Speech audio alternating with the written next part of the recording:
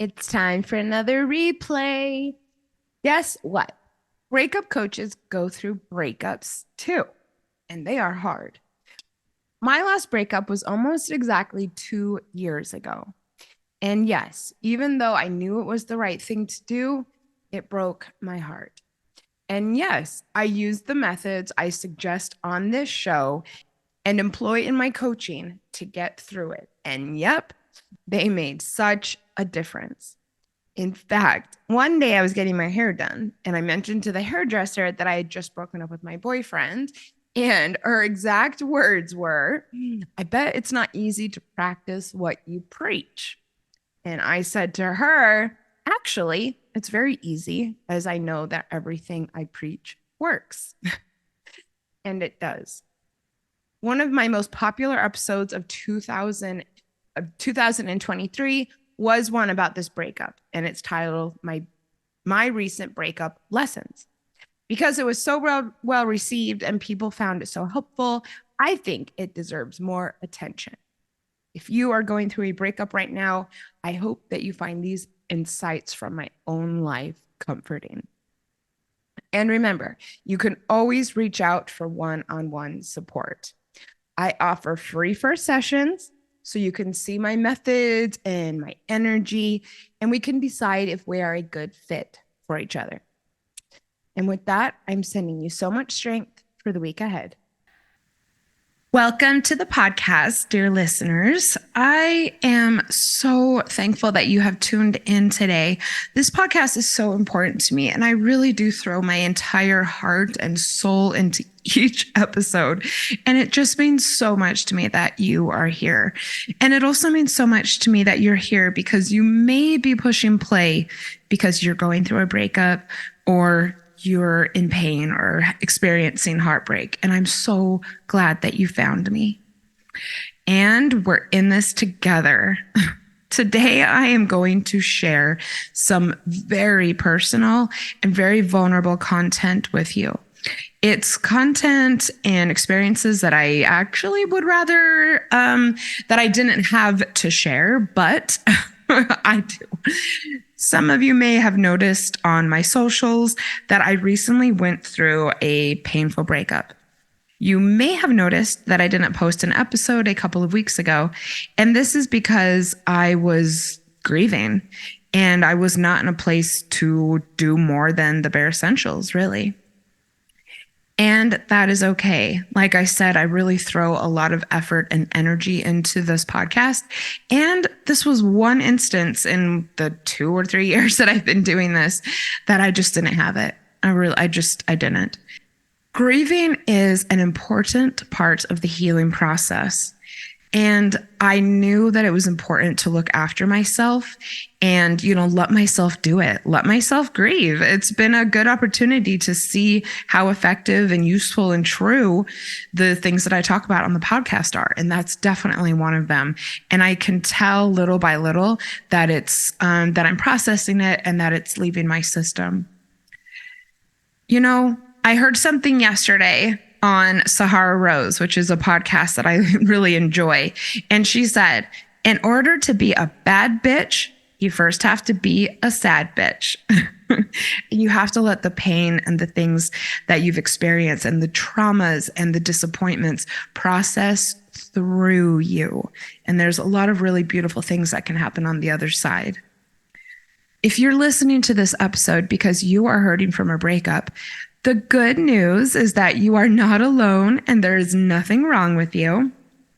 Even though I have been working as a breakup coach and a content creator that does content around breakups for multiple years, I still feel pain and heartbreak over my breakup. It is a very, very human thing to experience. Although it wasn't a long relationship, I thought it was going to be. I was very intentional about getting into it. I had a vision that was years into the future with this person. This was someone I thought I could make an impact with. And that isn't something I've really felt in a long time or that I realized was important to me. And yeah, now I do. Simply put, I just wanted it to work out. Losing it has really shattered me. And at the same time, it's been, like I said a moment ago, gratifying to know that the tools and the tips I talk about on this show work. I knew it before, but it's been a great reminder. I will be doing an upcoming episode on what I have learned about the healing process recently. But today I want to talk about what I have learned about the process of breakups themselves. This was for sure the saddest and most challenging breakup I have had in a long time. And because of that, I was reminded about some aspects of what goes down between two people doing this extremely rough process. And I think that my reflections will be useful to you. I hope that they will, at least. First, remember that you can always reach out to me if you would like to schedule a free consultation to discuss coaching options. I am here to use my personal experience and my professional expertise to help you on your healing journey. I have a great amount of faith in my ability as a coach and in my own methods, and I would love to support you. The information is in the show notes. Let's get on to my 5 recent breakup lessons. This was a challenging episode to write. I did so while going on many walks, thinking about everything that's happened over the last few months with the breakup and the relationship. And while it's also challenging to record and think about, I'm kind of on fire about it as well. Number 1, it can hurt to lose something that isn't good for you. Okay?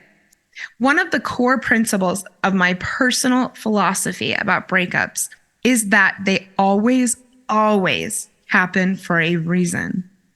And that reason is that the relationship had to end because it wasn't working.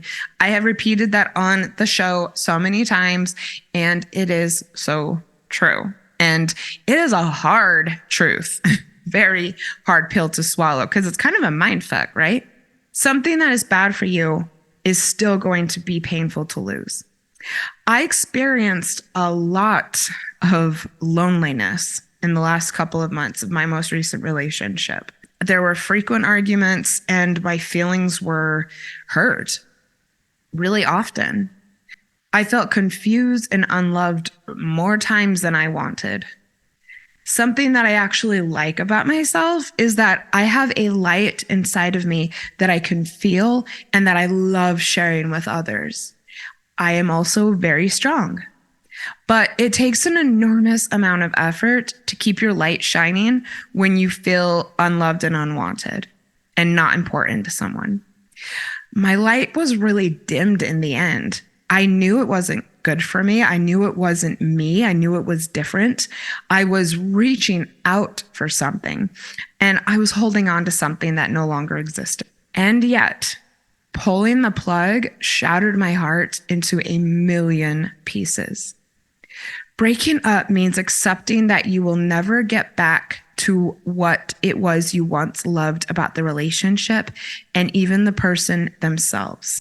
It means that no amount of fighting for something or holding out hope will really make a difference. That hurts really, really bad. It can be really tempting to tell yourself that you wouldn't be hurting if there wasn't something still there, or the proverbial that there's something to fight for. I've heard this even recently in the pop culture space. It's absolute bullshit. You can still be hurt and sad and have emotion around something, and that does not mean it's worth fighting for. The end of something you once desperately desired is often, if not always, sad. I've given up on hopes and dreams and plans for my future that didn't involve relationships, and they were also quite devastating. Realizing that the person you loved no longer exists can be pretty devastating. Realizing that things didn't go the way that you wanted is so sad, but it doesn't mean that it's not still for the best. You deserve a relationship that is functional and full of life. You deserve someone who chooses you every day. You deserve a relationship that fills you with excitement in the morning and in the evening If this isn't how you feel, I hereby give you permission to start to disconnect from it, even if that means that there's heartache about to come your way. Number 2, breakup lessons from my recent life. You are allowed to keep the positive things that someone, even an ex, reflects to you about you. Let me explain. One of my favorite parts about being in a relationship with myself and others, and one of the best reasons to be in relationship, is that a healthy, loving relationship holds a mirror up to you that allows you to see your best qualities. It can be a really, really beautiful experience. And it is something that is so juicy about not just the beginning of a relationship, but any healthy relationship, even long-term, even years into it. This aspect of a relationship can help to boost your confidence. It can help some couples understand why they are together, and it can help some couples kind of learn the positive impact that they can make in the world. It can feel really good to know that someone sees certain things in you. These are the reflections that help us to appreciate our essence, what makes us us, what gives us the hot girl energy or the sexy guy energy. It is one of the benefits of a heart connection, and it's a green flag in new relationships. When you feel positive about yourself because of what someone says to you, green flag. When a relationship falls apart, it can be really easy to revert and tell ourselves that the positive things we learned about ourselves or the positive things our partner showed us were untrue or fake or whatever. This cannot be further from the truth. When done in a healthy way, and that is, i.e., not as a part of love bombing, which is a completely different thing, positive input from a lover is something to hold on to. It's something to own, regardless of what ends up happening with the relationship. For good measure, I am going to reflect back to you a few positive things today. Ready? I hope you're listening. You are worthy. You have a great capacity to love. You are so fucking strong. You are powerful. I am so glad to have you as part of my community. And I am so glad that you are here today.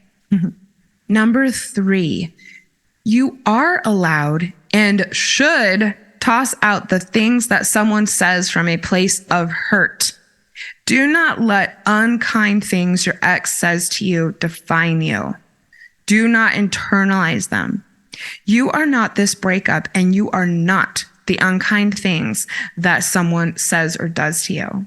The complete flip side, right, of what I just said about holding on to the positive things that someone says and the positive reflections is that you should absolutely not internalize anything that anyone says to you from a place of hurt and with the intention of hurting you.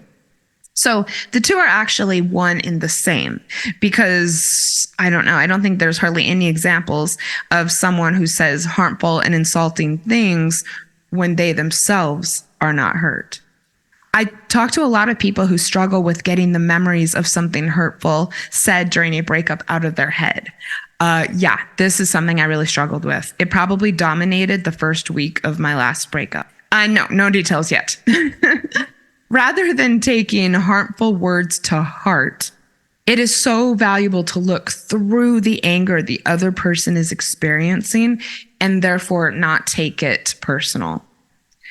Also know that it is valid to feel that the bond has been broken when somebody speaks unkindly to you. If you haven't quite yet gone through a breakup, definitely listen right now. Words can cause a rift that you can't repair. If this is how you feel, I want you to know that you are well within your right to feel like giving up in the relationship. Sadly, and I want everyone to hear this, apologizing doesn't make the hurt go away when it comes to unkind and angry words. They often has consequences that are pretty brutal. And this actually helped me to really walk away and turn the other direction from my last relationship, was unkind things that were said. Listen really closely when I say that things that someone says about you during a breakup should not be taken to heart. They should not have any bearing on how you feel about or view yourself. And just so if anyone out there is struggling with this, know that mindfulness is what has helped me to put a lot of hurtful things out of my mind. I am so glad that I am a mindfulness practitioner and that I have done so much study and practice around mindfulness. It was an absolute game changer recently. And at the same time, please remember that if someone regrets something that they said to you in a moment of anger or hurt, it does not mean that they will not do it again. And it does not mean that you should sweep it under the rug or continue to give them chance after chance. And if you are the person who often says hurtful things in the heat of the moment, this is your invitation to commit to learning about why you have that pattern and how you can learn to undo it. You will feel so much more proud of yourself in the face of a conflict, and all of your relationships will benefit from it. Even if there is some regret there, it is an immature and unevolved way to act. Remember, no amount of regret can take back the harmful things that you say. And you do have the power over it and the ability to change. I'm going to take a really quick commercial break. And then when I come back, I'm going to talk about number 4 and number 5. I've got 2 more lessons that I've recently learned about breakups, and I'm coming right back at you after the commercial break. Hey, welcome back, everyone. So number 4, this is a rough one. Breakups really bring out the worst in us. Ugh. Have you ever heard someone say that their ex is a narcissist, yet they had stayed in the relationship for years? Or how about the proverbial, my ex is crazy? Many of us think the worst of the people who we've broken up with, and that's actually for a very good reason. And that is because the last memories we have with our ex are, of course, those related to the breakup. And breakups bring out the worst in us. Even though I totally already knew this, and I've also talked about this on the podcast, it was just kind of a refresher because, I saw my worst side revealed multiple times in the lead up to the breakup. Anger, disappointment, and regret do just not bring out the best in people. In fact, quite the opposite. And you know what? Also, a lot of us have a breaking point. So as much as I recognize that, I had multiple moments that were not my finest moment, I had just cracked eventually. And I had to wrap myself with self-love and remind myself that I'm human and I have feelings. And because of my experience as a coach, I was able to see that I am not defined by how I show up in my weakest moment or when I feel the most despair. In the article, How Rough Breakups Bring Out the Worst in People, Women's Era writes, breaking up with someone can be a painful and emotionally draining experience. And for many people, it brings out the worst in them. The end of a relationship is often marked by intense feelings of sadness, anger, and bitterness. And these emotions can lead people to behave in ways that are uncharacteristic of their true selves. In many cases, rough breakups bring out the worst in people by causing them to lash out at their partner, engage in self-destructive behavior, or sink into a state of depression. So I'm going to read that list again. Let me know if you relate. First, lashing out at a partner. I know I did that a couple times. Self-destructive behavior. Yes, I definitely struggled with that probably in the week after, especially. Depression is something that has really been a challenge for me since all of this happened. And access to someone new, that's AKA hookups. And I don't have a comment on that at this point. I am going to be doing an upcoming episode on this topic. If you have input or experiences or a way that you overcame this, please let me know. I would love to hear from people about this concept of how the breakups bring out the worst in us. For now, I want anyone listening who relates to this to know that you are not defined by the moments when you are at your worst. If you have done something that you regret, please learn from it.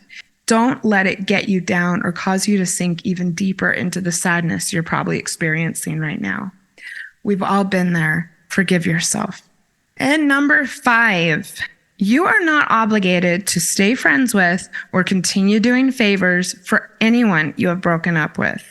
If your gut tells you that you don't want someone in your life after you have tried to have a romantic relationship with them, that is 100% valid. If you don't want to continue to extend yourself to make things easier for them, that is valid as well. This reminder has come up in my own life and also recently in my coaching practice. If a friendship with anyone feels painful, you do not have to pursue it. And not always, but often, people will ask to remain friends or pressure you to remain friends or shame you into staying friends for reasons that serve them, not you. When you close your eyes and listen to your heart, does it feel good to be friends? Does it feel good to do things for this person? If you are thinking about being friends with your ex, is it because you value the actual friendship so much? Or is it out of obligation or some other external reason? This is your chance to show up for yourself. Do not do anything that you do not want to do, including staying friends with someone. I have rarely seen watering a friendship after a bad breakup cause anyone in my life or my coaching practice any amount of joy. I have actually seen it lead to a lot of heartache. This is your time to heal and think about what is next in your life. If your ex or the relationship caused you pain, removing it is one of the best choices that you can make. And certainly, nobody knows what the future holds or what might happen after you both heal, but this is really not the time to be stressing out or worrying about a friendship right now, especially if it doesn't feel right to you. This may be a choice that could possibly not be the most popular with those around you. It may not be what your ex wants. And you know what? Who cares? You are setting a boundary for yourself and you are practicing radical self-love by saying no to people who don't feel like magic to you. Let me repeat that. Radical self-love. I'm not sure I've used that term as recently on this podcast, but that is what no contact is all about.